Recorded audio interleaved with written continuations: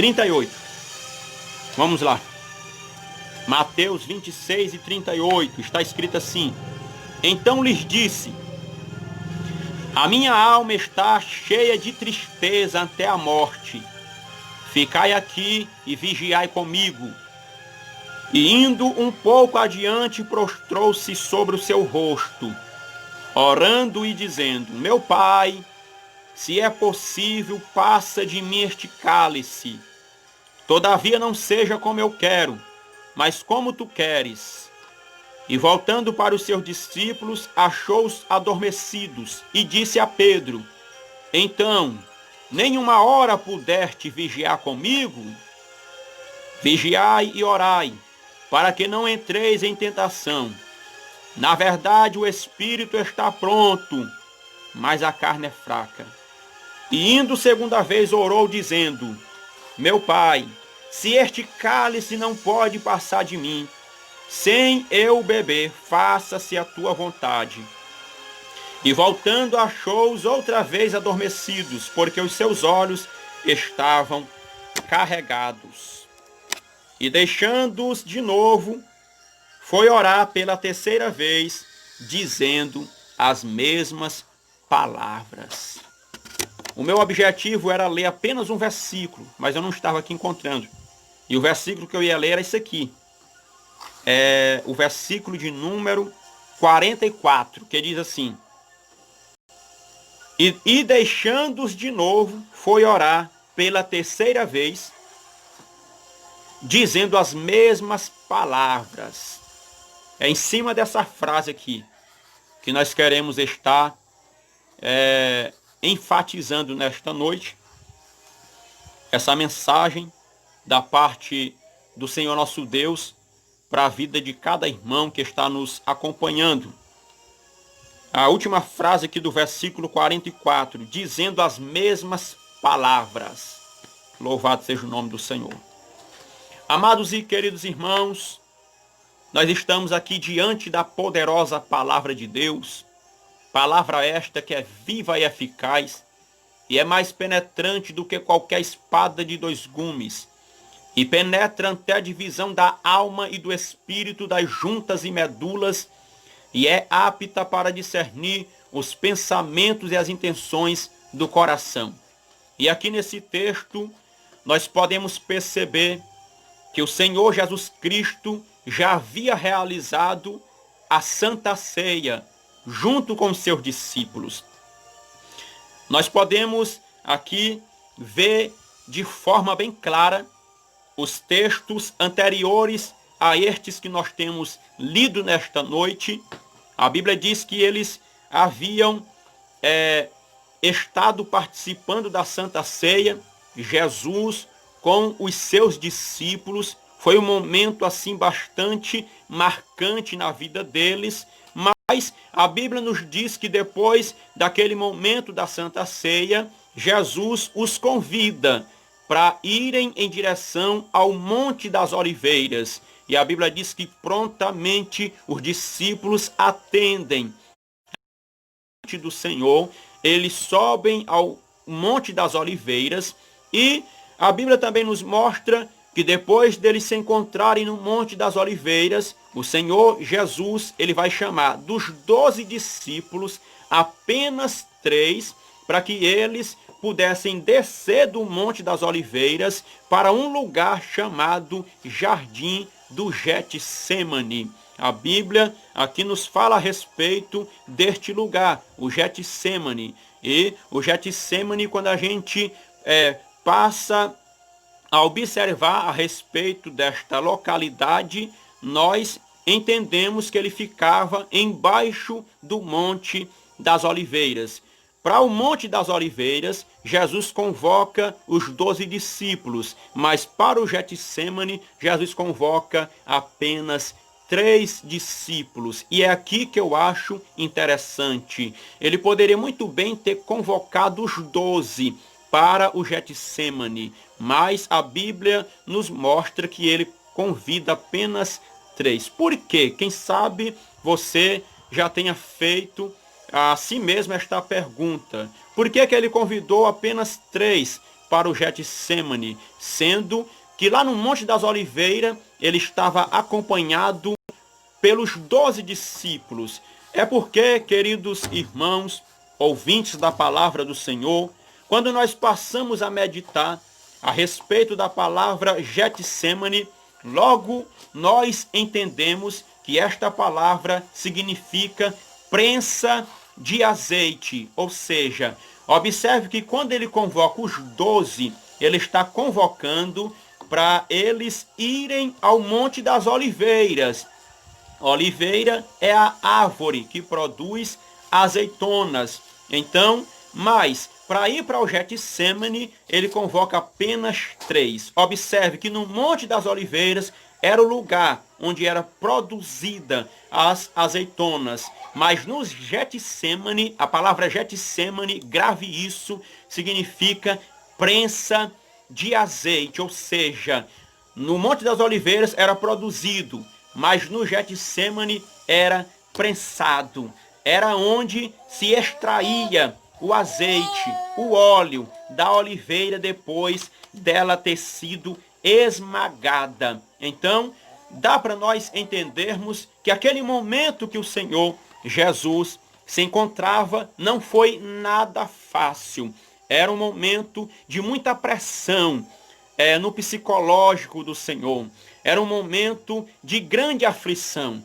É tão tal que quando nós passamos a observar acerca aqui desse texto que nós temos lido nesta noite, nós vamos perceber o próprio Senhor Jesus Cristo dizendo àqueles 3 discípulos: a minha alma está angustiada até a morte. Então, para Jesus, foi um momento de grande aflição. Já estava bem próximo do Senhor ser entregue nas mãos dos pecadores. Jesus já começava a sentir a angústia da morte. Jesus já começava a sentir a aflição, porque ele iria passar por um dos momentos mais difíceis da sua vida, que era a crucificação. E por isso Jesus, ele convidou apenas 3 discípulos. Nem todas as pessoas que seguem ao Senhor Jesus Cristo, ele vai convidar para este lugar chamado Getsêmani, lugar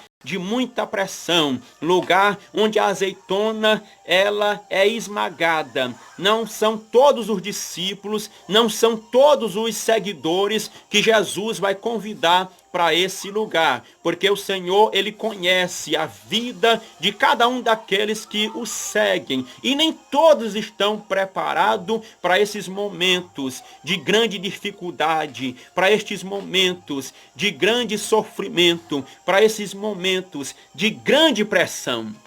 Mas nós podemos entender algo bastante importante quando nós vemos o Senhor Jesus convidando esses 3 discípulos ali para o Getsêmani. Eu sei que aquilo que eu tenho falado pode ter causado aí na sua imaginação apenas lembranças ou apenas imagens de sofrimento. Mas eu quero dizer que por trás desse sofrimento há algo importante, há algo impactante, há algo especial. Observe que o Getsêmani era lugar onde se espremia a azeitona, e quando a azeitona era espremida, era extraído, aleluia, um azeite, um óleo, que servia para muitos benefícios. Mas quando nós focamos a nossa atenção aqui na palavra óleo, nós entendemos que óleo, ele simboliza também o Espírito Santo. Ele simboliza unção de Deus em nossas vidas. E é isto que eu quero que você entenda nessa noite. Nem todos os seguidores do Senhor serão convocados para entrarem no Getsêmani, mas os poucos que entrarem também serão os poucos que terão privilégio de ser usados por Deus com muita unção e com muito poder do Espírito Santo. Ali era o lugar certo para os discípulos aprenderem lições bastante importantes que iriam marcar a vida deles. Louvado seja o nome do Senhor.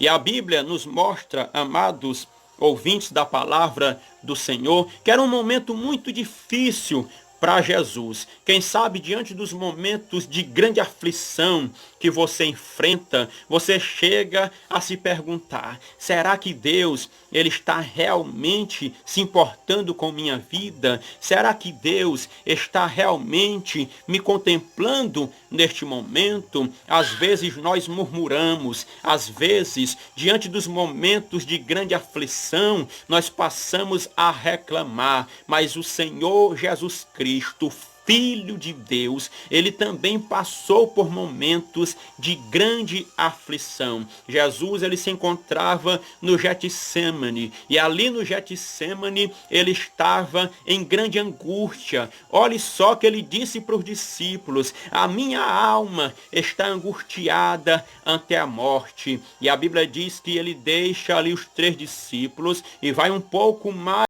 adiante, vai orar à presença do Pai, vai buscar a presença do eterno Deus. A Bíblia diz que ele faz pelo menos 3 orações, e nessas 3 orações Jesus vai dizer as mesmas palavras. Observe que aquilo que você tem passado, Jesus também passou. Quem sabe eu esteja neste momento falando para alguém que mesmo hoje tem chorado na presença do Senhor por causa dos problemas, por causa das dificuldades. Quem sabe você não tem encontrado nem palavras para dizer para Deus no momento que você estava chorando. Jesus também passou por situação semelhante a esta. Ele fez 3 orações, e nessas 3 orações a Bíblia é bem clara em nos dizer que ele esteve dizendo as mesmas palavras. Quem sabe você possa estar se perguntando: e quais foram as palavras que o Senhor Jesus Cristo verbalizou nessas 3 orações? Nós vemos aqui nitidamente na palavra do Senhor nosso Deus, quando ele disse: Pai, se é possível, passa de mim este cálice, todavia não seja como eu quero, mas como tu queres. Jesus estava aflito, Jesus estava preocupado, porque ele já estava prestes a beber o cálice que o Pai havia preparado. E não era um cálice fácil, era uma situação bastante difícil. Quem sabe você nunca parou para imaginar a respeito do que seria este cálice. Este cálice era nada mais e nada menos do que a ira de Deus que haveria de cair sobre toda a humanidade, mas Jesus agora havia assumido o nosso lugar, estava disposto a ir à cruz para tomar o cálice, para receber sobre si o castigo pelos nossos pecados, para receber sobre si, meus amados e queridos irmãos, tudo aquilo de sofrimento que estava preparado para mim e para você. Esse era o cálice, meus amados irmãos. Mas Jesus, ele tomou o cálice por nós. Jesus assumiu o nosso lugar. Jesus enfrentou a cruz. Jesus derramou até a última gota de sangue, simplesmente para que hoje nós pudéssemos ter a oportunidade de receber o perdão dos nossos pecados e passar a viver uma nova vida em Cristo Jesus, o nosso Senhor. Mas o que na verdade eu quero dizer para você nesta noite é que Jesus ele fez 3 orações dizendo as mesmas palavras, só para você entender o grau do sofrimento que o Senhor se encontrava naquele momento. A Bíblia diz que foi um sofrimento tão sério que ele chegou a suar gotas de sangue. Dá para você imaginar a gravidade do problema com o qual o Senhor Jesus Cristo estava se deparando naquele exato momento. Mas, amados e queridos ouvintes da palavra do Senhor, eu quero repassar para você